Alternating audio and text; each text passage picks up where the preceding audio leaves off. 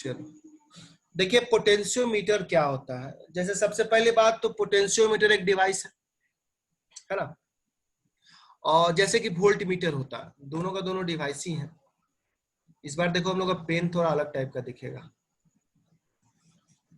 हाँ हाँ सब पेन लेने पहले। हाँ अरे पेन नहीं आया, आ गया। इस बार पेन थोड़ा अलग दिख रहा होगा, नहीं पतला सा दिख रहा है। ये देखो ये पोटेंशियोमीटर है। ये द नहीं होगा जी, द गलती से लिखा है, उस समय के बच्चा लोग लिखवा दिए होंगे, पता नहीं चाहे लिखा होगा केयर नहीं किया होगा। ये पोटेंशियोमीटर है और ये वोल्ट मीटर है। वोल्ट मीटर के बारे में पहले हम लोग पढ़ चुके हैं। वोल्ट मीटर एक ऐसा इंस्ट्रूमेंट है जिसकी मदद से हम लोग क्या करते हैं, पोटेंशियल डिफरेंस मेजर करते हैं।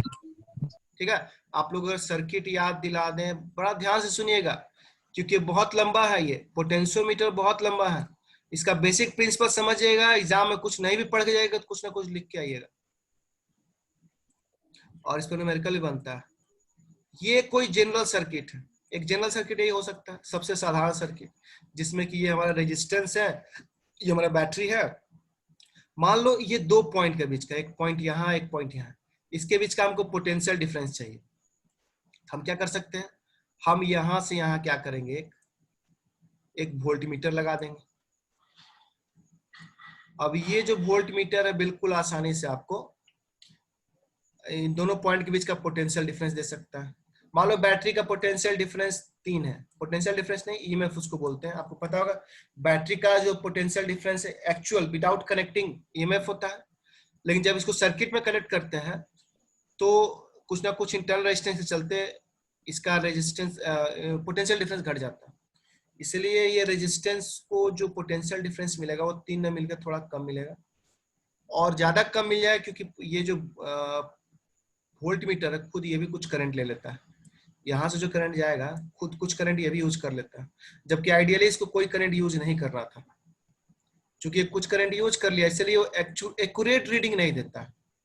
लेकिन पोटेंशियोमीटर में ऐसा नहीं, पोटेंशियोमीटर जिस सर्किट से मेजरमेंट करता है उस सर्किट से कुछ भी करंट ड्रॉ नहीं करता, ये इसका खासियत है। वही लिखा हो without drawing any current from the circuit. ठीक है, ये बात रहा।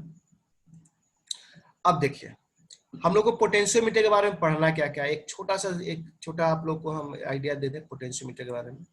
आप लोग को पढ़ना है इसका कंस्ट्रक्शन, पहला चीज पढ़ना है इसका कंस्ट्रक्शन, ये होता कैसा है, शॉर्ट में लिख देते हैं यूनिवर्सिटी कंस्ट्रक्शन पढ़ना है। इसका बनावट कैसा होता है, इसका रियल पिक्चर भी आपको हम दिखाएंगे कैसा होता है। और ये हम नीचे देखो ये बनाए हुए हैं, ये डायग्राम है।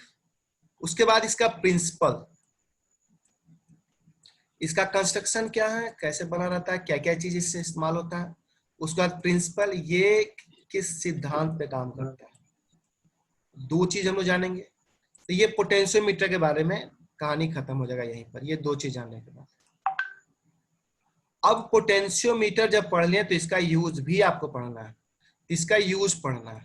उसके बाद पढ़ेंगे इसका यूज, यूज में भी इसका दो यूज पढ़ना है। ठीक है, पहला इसमें पढ़ेंगे हम लोग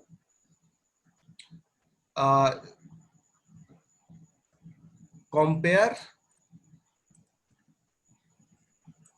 कंपैरिजन के पहले इसका इस्तेमाल करते हैं फॉर कंपैरिजन। क्या कंपैरिजन करते हैं हम लोग, कंपैरिजन ऑफ ईएमएफ। ईएमएफ किसका होता है, सेल का होता है, तो comparison of EMF of cells. दो सेल रहेगा, दोनों के ईएमएफ को क्या करें, कंपेयर करें, किसका ज्यादा है किसका कम है। कंपैरिजन से तो ये पता चलता है ना कौन ज्यादा है कौन कम है। दूसरा इंटरनल रेजिस्टेंस आर डिराइव करेंगे। इंटरनल रेजिस्टेंस किसका होता है, सेल का होता है। तो आपको एक सेल दे दिया जाएगा, आपको बोला जाएगा इसका इंटरनल रेजिस्टेंस निकालिए, तो आप पोटेंशियोमीटर का इस्तेमाल करके निकाल सकते हैं। आपको दो बैटरी दे दिया जाएगा, कहा जाएगा दोनों का ईएमएफ कंपेयर कीजिए, है ना, दोनों में से ईएमएफ किसका ज्यादा कम है सो बताइए। तो दो यूज हुआ। और तीसरा यूज तो बिल्कुल नोन है, जो इसका डिफिनेशन से ही आता है कि इससे क्या मापते हैं हम लोग, पोटेंशियल डिफरेंस मापते हैं। तो समझ लो 3 यूज हो गया पोटेंशियोमीटर का। ठीक है, ये एक जिस्ट दे दी आप लोगों को क्या क्या पढ़ना है इसका। चलिए तो यहाँ से कहानी हम लोग थोड़ा आगे बढ़ाते हैं। अब देखिए थोड़ा सा सर्किट को हम आगे बढ़ाते हैं, इसको हटा दें, इसका तो जरूरत नहीं, साइड में जो लिखे हैं इसको रहने देते हैं अभी। देखिए ये सर्किट डायग्राम है पोटेंशियोमीटर। सर्किट डायग्राम में थोड़ा सा आप लोग ध्यान दीजिएगा, फिर तुरंत हम लोग आगे बढ़ेंगे तो क्लियर हो जाएगा ये।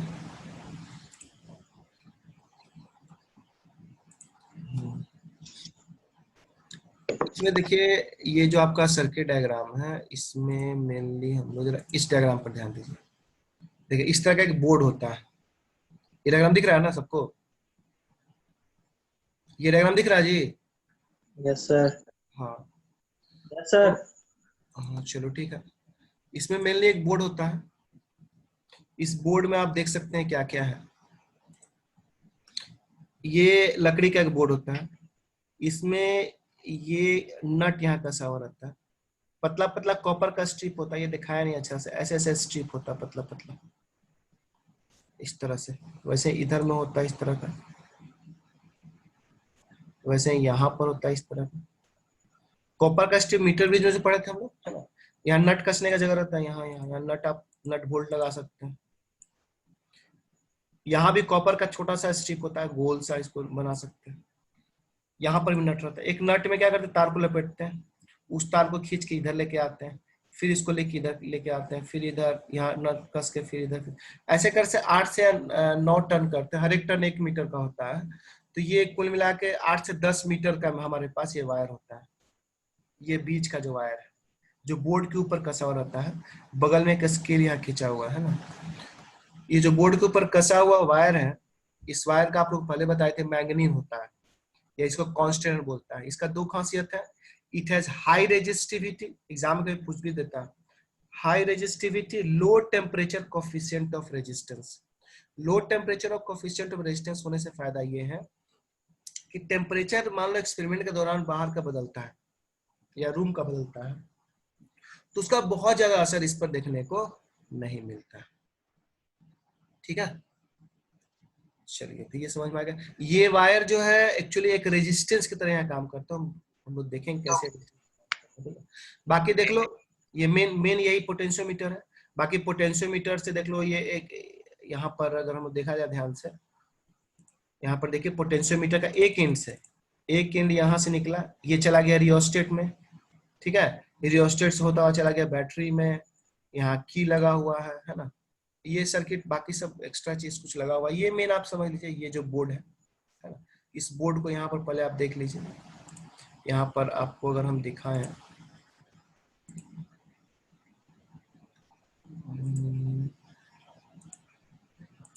हाँ देखिए ये मेरा बोर्ड है, इसमें आपको बोर्ड दिखेगा नहीं, आपको हम बोर्ड दिखाते हैं। ये इतने दूर का मेरा बोर्ड है, ये बोर्ड मेरा यहाँ से लेके यहाँ तक है, ये लकड़ी का बोर्ड रहता है। वो थोड़ा सा और नीचे जाएगा, ये यहाँ से ऐसे आएगा और ये यहीं से कटेगा, ऊपर वाला तार इसमें नहीं आता है, इतना ही दूर का तार आता है। ठीक है, ये बोर्ड पर ये तार कसा हुआ रहता है, ये चीज यहाँ नहीं होता है ना। इस चीज को जरा हम हटा देते हैं, तो ये वाला चीज नहीं होता है, इसको व्हाइट से हटा देते हैं। तो ये एक बहुत अच्छा कलर इसमें दिया है कि अगर हम लोग को कोई चीज नहीं पसंद है तो उसको हम लोग हटा सकते हैं इस तरह से। इसको हम हटा दिए, ठीक है। और ये ब्लैक से हमको इसका जरूरत है, इसको हम ऐसे रख दीजिए, ये कंटिन्यू रहता है, या ये रियल बनावट यही, ठीक है, रियल बनावट यही है। बाकी अब इसमें क्या क्या कर सकते हैं हम लोग, इसमें धीरे धीरे कई तरह काम कर सकते हैं हम लोग। क्या कर सकते हैं यहाँ की, देखो यहाँ से ये जनरल टायर है, कनेक्टिंग वायर इसको बोलते हैं, ये लेकर आए की में लगा दिए, की को जोड़ दिए रियोस्टेट में, ये रेजिस्टेंस को कंट्रोल करता है, ये अमीटर लगा दिया और यहाँ पर एक बैटरी लग गया, ठीक है, और बैटरी से एक तार निकला और यहाँ आ गया। देखो इसको शॉर्ट में बनाया तो ऐसा बनेगा, देख लो यहाँ बगल में जो बना रहे इसको मिटाएंगे नहीं जब तक ये कंप्लीट नहीं हुआ। देखो एक बैटरी होता है,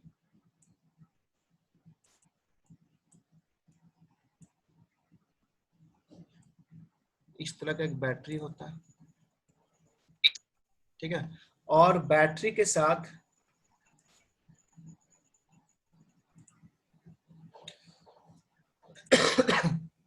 नीचे में यहाँ एक वायर कनेक्टेड रहता है। मिला जुला के यही कहानी है। बैटरी का एक एंड ऑफ वायर को यदि हम लोग ए बोल दे यहाँ, तो दूसरा एंड को हम लोग बी बोलते हैं। ये मिला जुला के इतने बड़े सर्किट का यही शॉर्ट व्यू है। ये तार को यदि हम ऐसे नहीं लपेटे इतना बार, है ना, ये कॉपर स्ट्रिप का इस्तेमाल नहीं करें, तो ये बस यही कहानी है। ऊपर एक बैटरी लगा हुआ है, बाकी लगा दो, यहाँ मीटर लगा दो, रियोस्टेट लगा दो, वो बात की बात है। और एक यहाँ पर एक वायर है यहाँ से, ठीक है। कंस्ट्रक्शन हमको लगता है यहाँ तक क्लियर होगा। कंस्ट्रक्शन में देख लो, a long uniform manganin wire होता है। मैग्नीन कॉपर, निकल और मैग्नीज का बना होता है Mn। बाकी रियोस्टेट है, की है, सारा चीज यहाँ पर है। अब आते हैं हम लोग इसके प्रिंसिपल पर। प्रिंसिपल को समझने की कोशिश किया जाए। It is based on the principle that potential difference across any part of the wire is directly proportional to the length of that part. इसका कहना क्या मतलब, जरा समझो। जैसे मान लो ये जो हमारा बैटरी है, ये बैटरी मान लो 30 वोल्ट का, ये बैटरी सपोज करो 30 वोल्ट का,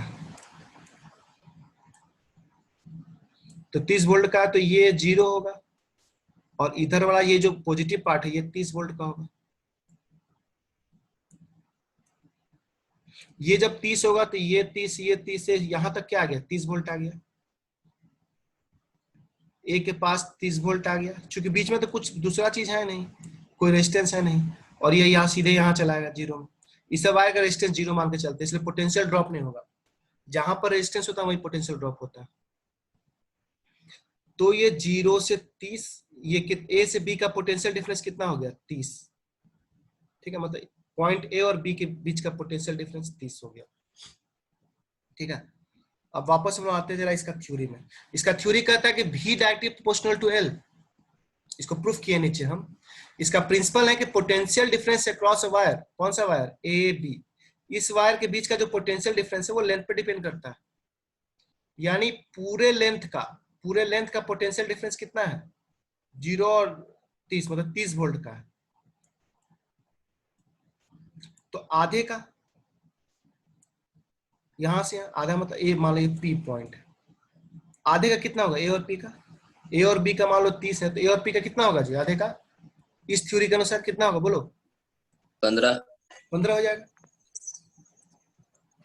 तो इसी प्रिंसिपल पर ये बेस्ड है। ये कहता है, भाई इसका प्रिंसिपल यही है कि आप लेंथ के अनुसार इसका पोटेंशियल डिफरेंस बढ़ता घटता है इस वायर का।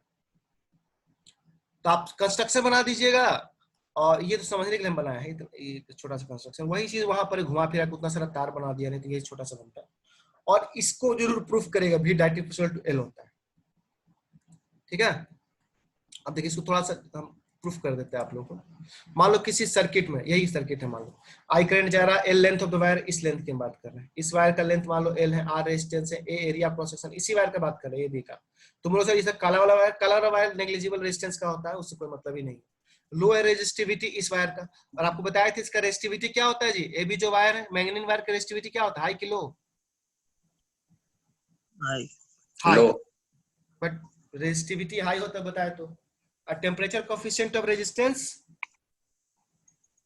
लो या हाई, लो होता है। कितना बार आप लोग बता चुके, लो होता है, हाई होता है, लो होता है, हाई होता है, एकदम याद रखना, ऑब्जेक्टिव में आया गड़बड़ कर देगा तू लोग।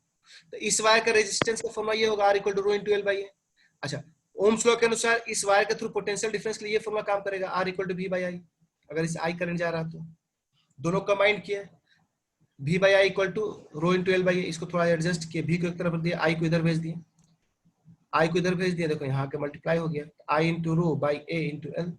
अब I रो और A को साथ में क्यों रख दिया, यहाँ I रो और A को साथ में क्यों रखा, क्योंकि सबका सब कांस्टेंट है।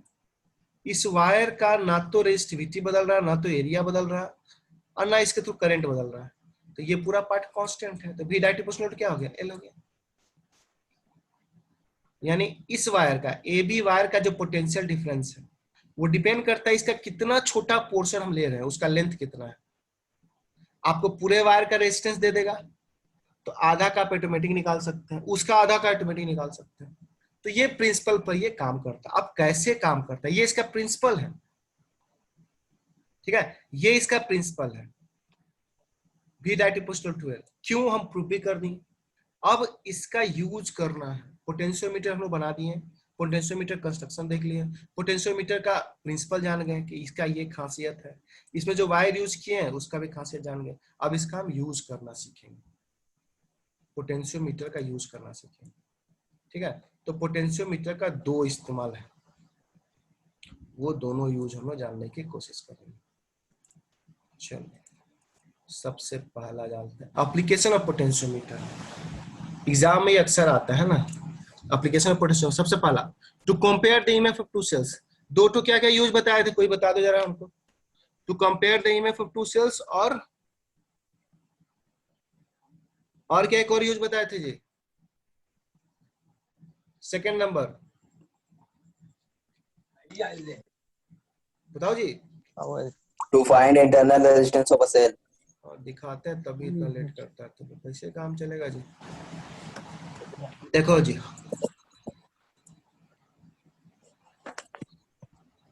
देखो यहाँ अभी क्या है, ये वही पोटेंशियोमीटर है। ये पूरा पार्ट देखो, ये जो पूरा पार्ट है, ये यहाँ से तो बिल्कुल अलग ही हो गया। ये पूरा पार्ट तो हो गया उसमें, ये पूरे पोटेंशियोमीटर का ही पार्ट है। बैटरी लगा दिए हैं, यहीं पर आमीटर लगा देंगे, एक तो रियोस्टेट लगा देंगे, यहीं पर एक छोटा सा आमीटर लगा देंगे, एक तो रियोस्टेट लगा देंगे इस तरीके से। ये सब बैटरी का ही पार्ट है, ये सब पोटेंशियोमीटर का ही पार्ट है ना, इसलिए इसमें कुछ नहीं सोचना। एक की लगा दी है, बस ये बन गया। बाकी दो पॉइंट पे ध्यान दो, ए और बी पर। अब इसमें एक्स्ट्रा क्या लगा हुआ है, अब इसमें एक्स्ट्रा लगा हुआ है हमारा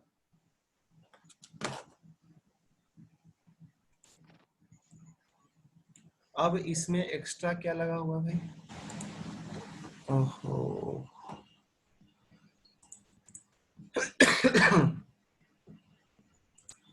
अब इसमें एक्स्ट्रा लगा हुआ, ये दो सेल लगा हुआ, E1 EMF का और E2 EMF का। देखो हम लोग EMF को जनरली इस तरह से दिखाएं, ये कैपिटल ई से दिखाते थे ना, कर्सिव वाला। यहाँ पर E1 E2 से दिखाते हैं, इसको इलेक्ट्रिक फील्ड नहीं समझिएगा, EMF है। एक सेल का E1 है, दूसरे सेल का E2 है, ठीक। दोनों को कंपेयर करना मतलब आपको E1 बाई E2 का रेशियो निकालना, EMF of E1 by EMF of E2 का रेशियो निकालना, मिला जुला आपको ये करना। चलिए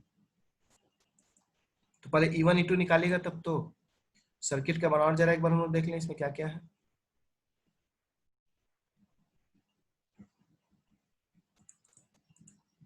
सर्किट के बनावट में देखिए, यहाँ पर से दो वायर निकला, एक में E1 EMF लग गया, एक में E2 EMF लग गया।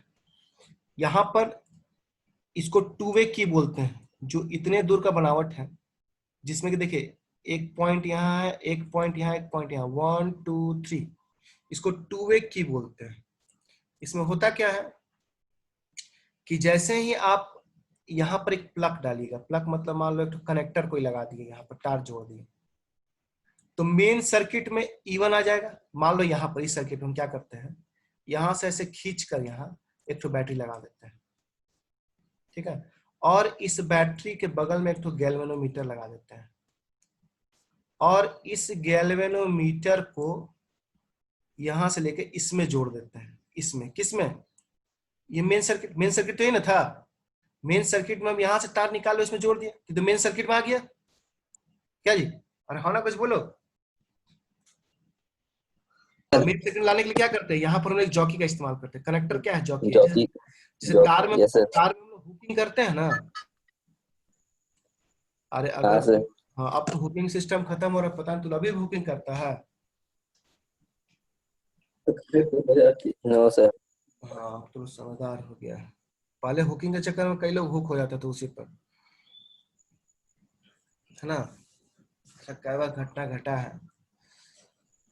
तो ये जैसे हुकिंग मतलब सर, हुकिंग मतलब अरे तार को थोड़ा टेढ़ा करके नहीं, मेन 220 वोल्ट का तार पे डाल देते हैं, घर में करंट आ रही है, यस लगी जिसको फंसाते तो लगी। हाँ सर इधर अभी भी होता है। हाँ, होता है। अब धीरे धीरे खत्म हो रहा है, हम तो गुजरते हैं देखते उधर से। तो खैर चलो, तो ये समझो, ये जॉकी वही हुकिंग का काम करता है, ये इससे कनेक्ट कर दिया मतलब अब ये सर्किट में आ गया। ठीक है, तो देखो अब क्या होगा, अब क्या होने वाला है। सो देखो इसको अब कनेक्ट, इसको क्या करेंगे ना, इसको पहले हम लोग इसको यहां से सटाने को शुरू करेंगे, यहाँ यहाँ यहाँ यहाँ यहाँ करते करते हमको एक ऐसा पॉइंट निकालना है जहां पर कि गैल्वेनोमीटर में करंट 0 हो जाए। ठीक है, क्या करेंगे हम लोग, ये जो ये जॉकी कहलाता है, जॉकी का कंस्ट्रक्शन शायद तुम लोग को हम दिखाए थे कि नहीं। हाँ सर, जॉकी दिखाए। जॉकी भी पेन टाइप का ही होता है, तो यहाँ दिख रहा है जॉकी, और आप लोग को रियल वाला जॉकी भी हम दिखाए थे। तो जॉकी क्या करते हैं हम लोग, इसको कांटेक्ट प्रोवाइड करते हैं, इसको यहां से मूव करने शुरू करते हैं, है ना। प्रैक्टिकल में तो पहले यहाँ रखते हैं, यहाँ रखते हैं, देखते हैं गैल्वेनोमीटर किधर डिफ्लेक्ट कर रहा है। मतलब मेनली हमको एक ऐसा पॉइंट खोजना है ए से बी के बीच में जहां पर कि गैल्वेनोमीटर से करंट जाना बंद हो जाए। देखो होता क्या है गैल्वेनोमीटर में, गैल्वेनोमीटर इस तरह का होता है, ये ऐसा गोल सा होता है, यहाँ पर इस तरह का एक एरो बना रहता है। ठीक है, ये गैल्वेनोमीटर है, काट इस तरह से ये बना रहता है, ये ऐसा ऐसा नंबर लिखा रहता है, नंबर लिखा रहता है। फिर घड़ी है ना जो आप लोग का, उस तरह का ये नंबर, ये Yes, sir. 0 1 2 3 इधर जाता है, वैसे इधर 1 2 3 जाता है, 0 से दोनों तरफ बढ़ सकता है। अब मान लो इसे वायर कनेक्ट किए हैं, अगर करंट इधर से पास किया ऐसे, तो गैल्वेनोमीटर इधर के भागेगा, जिधर करंट जाता है गैल्वेनोमीटर उधर का डिफ्लेक्ट होता है। इधर गया करंट, इधर भाग गया, ये काटा थोड़ा देर में तुमको इधर नजर आएगा यहाँ। ठीक है, और फिर जैसे मान लो करंट का डायरेक्शन बदल दिए, सपोज वो करंट डायरेक्शन ये कर दी, तो काटा का डायरेक्शन बदल जाएगा, इधर हो जाएगा। अच्छा, अब मान लो सर्किट में करंट नहीं जा रहा है, तो काटा इसी पोजीशन में रहेगा। ठीक है, तो क्या करते हैं, इस जॉकी को ऐसे यहाँ यहाँ यहाँ मूव करते हैं सब जगह, एक ऐसा पॉइंट खोजते हैं जहां पर कि जहां पर कि गैल्वेनोमीटर से करंट 0 हो जाए। मेन टारगेट वही है। मान लो पता चला कि भाई ये पॉइंट है, वो ये पॉइंट है, और जहां जिस पॉइंट पर ऐसा हो तो उस पॉइंट को पी नाम दे देते हैं। मान लो पी एक ऐसा पॉइंट है जहां पर गैल्वेनोमीटर से करंट 0 हो गया, तो उसी पॉइंट को बैलेंसिंग पॉइंट यहां पर बोलते हैं। ठीक है, इस लेंथ को माप लेते हैं, ए से पी का जो लेंथ है। ठीक है, मेन एक्सपेरिमेंट में यही किया जाता है। लेकिन यहाँ पर 2-3 तरह का सवाल मन में आना चाहिए आप लोगों का, कि यहाँ पर गैल्वेनोमीटर से करंट 0 होने से ऐसा कौन सा बड़ा हम लोग को कौन बड़ा तीर मार लिए हम लोग। ठीक है, चलो यहाँ से ए से पी का लेंथ माप लेंगे, स्केल यहाँ लगा हुआ है, चलो माप लेंगे, 2 मीटर 3 मीटर 1 मीटर जो भी होगा, 50 सेंटीमीटर 100 सेंटीमीटर हो सकता है। यहाँ से यहाँ लेंथ मान लो, चूंकि ऐसे घूम के ना है, मान लो यहाँ रखे यहाँ रखे यहाँ रखे, यहाँ से यहाँ रखने पर नहीं 0 हुआ, तो 1 मीटर हम पार करके फिर यहाँ से यहाँ है 2 मीटर, देखो ऐसे काउंट करते हैं, 1 मीटर 2 मीटर 3 मीटर 4 मीटर, मान लो यहाँ पर आ गया तो 4 मीटर से थोड़ा कम, यहाँ आ गया 3.5 मीटर, यहाँ आया तो 1 2 3 मीटर। ठीक है, ये तो हम सिंपल में दिखा रहे हैं। ऐसा क्या होता है कि गैल्वेनोमीटर से करंट 0 हो जाता है, ये समझना है। आप ऐसे समझिए, मान लो मेरे पास एक बैटरी लगा हुआ है, 2 बैटरी है लगा हुआ इस तरह का 2 बैटरी लगा हुआ मान लो, और यहां पर लगा हुआ है गैल्वेनोमीटर, यहां पर लगा हुआ है गैल्वेनोमीटर।